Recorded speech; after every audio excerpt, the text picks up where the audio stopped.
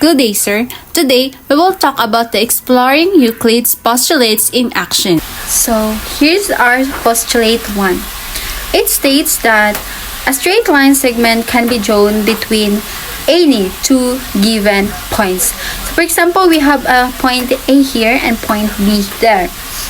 So, we'll draw a line to connect the point A and B, so it will become point A. So note here, there is a unique line that passes through two given distinct points. So for example, here we have two chairs and a man walking padulong sa iyang pikas lingkuranan, which is our B. So, ipazigzag siya padulong sa iyang lingkuranan, dugi ka siya nakaabot sa iyahang destination, which is sa pikas chair. Ipag-curve pod, dugay kay siya nakaabot dito. Pero ipa-straight line siya, dalira kay siya nakaabot sa iyahang lingkuranan. That's why, in geometry, the simplest and shortest path between two points is a line or a straight line. Today, I discuss the first postulate of Euclid, which is the second definition.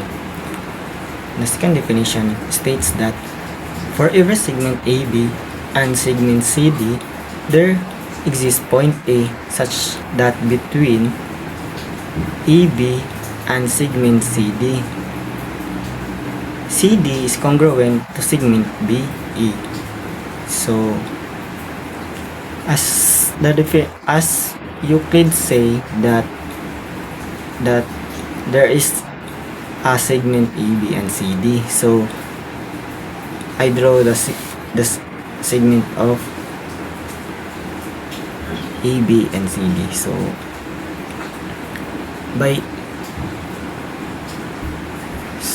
first,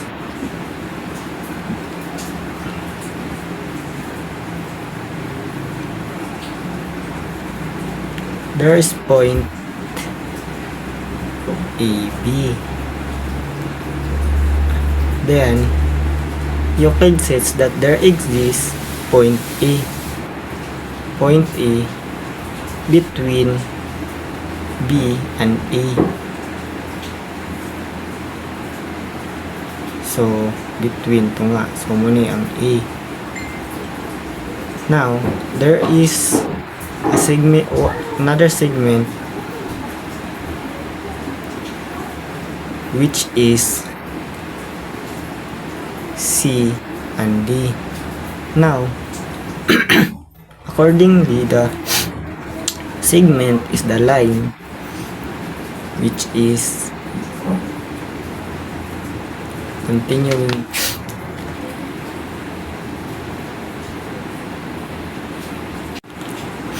now the segment is the 2 point that did not passes.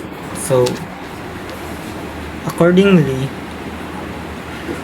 there is the segment point AB and the segment point EB and another segment of CB. So the point is did not passes, segment is did not passes to the point. So silbi dara steady ra siya dira. So now the segment, the congruent is CD is segment to BE. So the congruent means that there is same size, shape, or any position which is the measurement. So the segment is different size measurement. So that's all.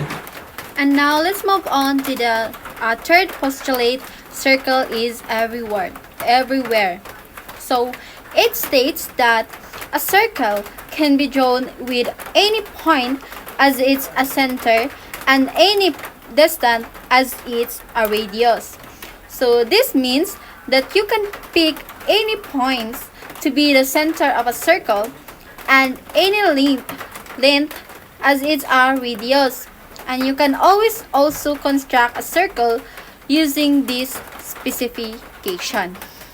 So here's our illustration for the postulate 3. So first, I draw a circle centered at A with a radius AB.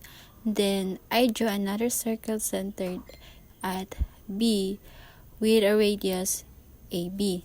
So these two circles intersect at point, let's call it C. So as you can see, I will draw it. Then now, I will connect a point A, B, and C and look at the triangle ABC. So why it is a equilateral?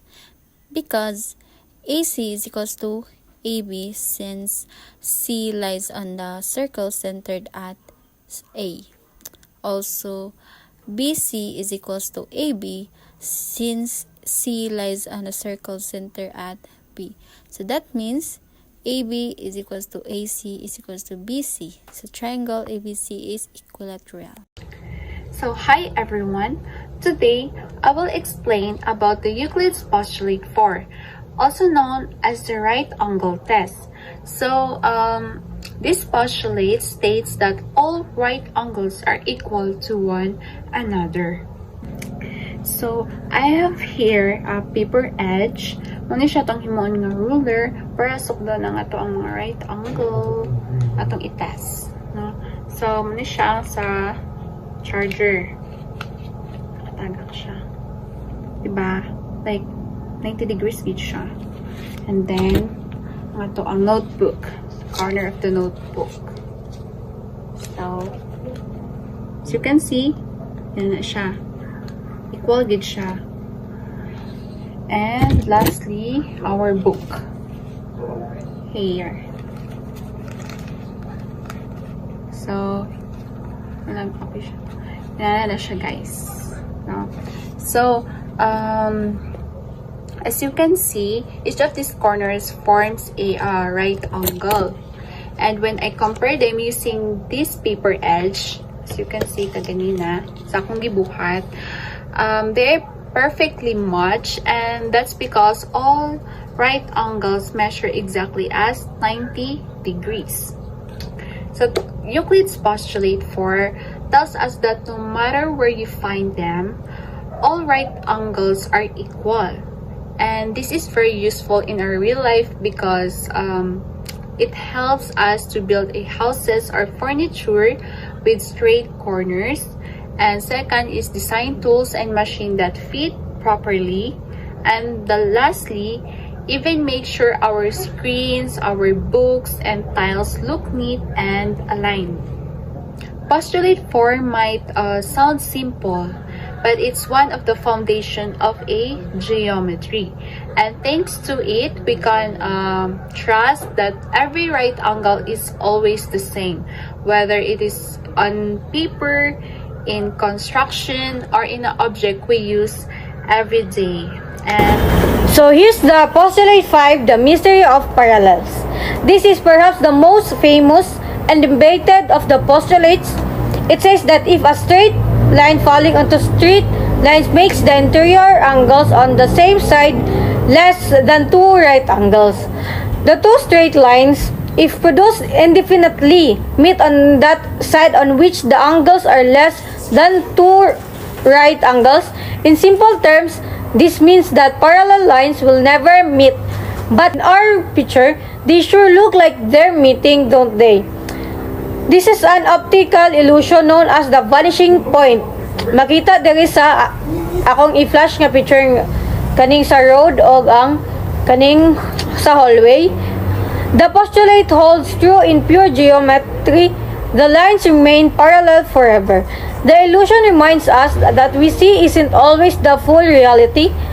It highlights the difference between an ideal geometric concept and its appearance in the real world. And our group reflection, how do Euclid's postulates help us understand both certainty and the mystery of geometry? They provide certainty by laying down simple absolute rules. The shortest path is a straight line. All right angles are the same. These certainties are the building blocks of logical proof, but there's also mystery. Take parallel lines. They are defined as never meeting, yet in our visual world, they appear to. This shows us that geometry isn't just about what we can see, it's about abstract, perfect ideas that we can use to understand and build a more complex world. And this end our report about exploring Euclid's postulate in action. We hope you have a new appreciation for the foundational truth of geometry. Thank you.